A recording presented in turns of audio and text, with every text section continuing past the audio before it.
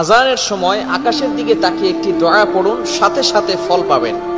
মনে রাখবেন, আজানের সময় হচ্ছে এমন একটি মুহূর্ত, আজান দেওয়ার সাথে সাথে আসমানের সকল দরজাগুলো খুলে দেওয়া হয়। সুবহানাল্লাহ বলতে পারলেন না? এই আসমানের যতগুলো দরজা আছে, আজান দেওয়ার সাথে সাথে সমস্ত দরজাগুলো খুলে দেওয়া হয়। শুধু তাই নয়, আজানের আওয়াজ শয়তান সহ্য করতে পারে না। সাথে সাথে যতদূর পর্যন্ত আজানের আওয়াজ যায়, শয়তান ততদূর পর্যন্ত পালাতে থাকে।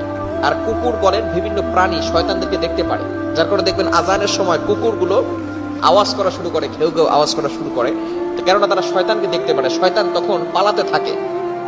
এখন মূল কথা হচ্ছে, এই আজানের সময় কিন্তু দোয়া করলে দোয়া আল্লাহ তাআলা অ্যাকসেপ্ট করেন, কবুল করেন। আমরা অনেক সময় বলি, হুজুর দোয়া করছি, দোয়া কবুল হচ্ছে না।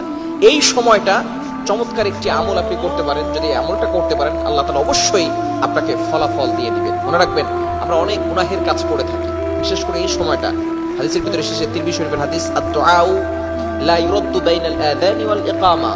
আযান এবং ইকামতের মাঝখানে দোয়া করলে আল্লাহ তাআলা সেই দোয়াটা ফিরিয়ে দেন না, আল্লাহ তাআলা সেটা অ্যাকসেপ্ট করেন, কবুল করে নেন। আপনি যেই দোয়াটা করবেন, আল্লাহ তাআলা সেটাই আপনার জন্য অ্যাকসেপ্ট করবেন, কবুল করবেন। বিশেষ করে আযানের সময় যেহেতু আসমানের দরজাগুলো খুলে দেওয়া হয়, এই সময় আপনি দোয়া করবেন। বিশেষ করে আমরা অনেক গুনাহের কাজ করে থাকি।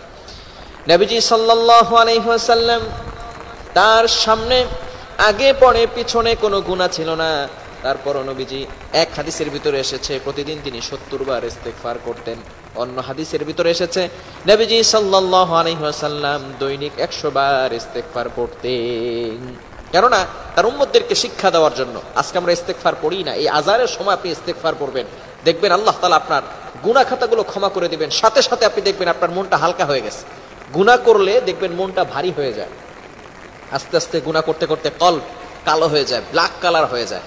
আর যখনই আপনার গুনাহ ক্ষমা করা শুরু করা হবে, তখন থেকে দেখবেন আপনার মনটা হালকা হবে। এজন্য আজানের সময় আকাশের দিকে তাকিয়ে আপনি সাইয়্যিদুল ইস্তেগফার পড়বেন। বুখারী শরীফের হাদিস, শাদ্দাদ ইবনে আউস রাদিয়াল্লাহু তাআলা আনহু থেকে বর্ণিত, তিনি বলেন, এই সাইয়্যিদুল ইস্তেগফার যদি কোনো ব্যক্তি দিনে পড়ে, ওই দিনে যদি সে ইন্তেকাল করে, দুনিয়া থেকে বিদায় নেয়, আল্লাহ তাআলা সাথে সাথে তার জন্য জান্নাতের ব্যবস্থা করবেন। আবার কোনো ব্যক্তি যদি রাতে পড়ে সাইয়্যিদুল ইস্তেগফার, ওই রাতে যদি কোনো ব্যক্তি মারা যায়, আল্লাহ পাক রব্বুল আলামিন তাকেও জান্নাতের ব্যবস্থা করে দিবেন। সাইয়্যিদুল ইস্তেগফার কে কে পারি?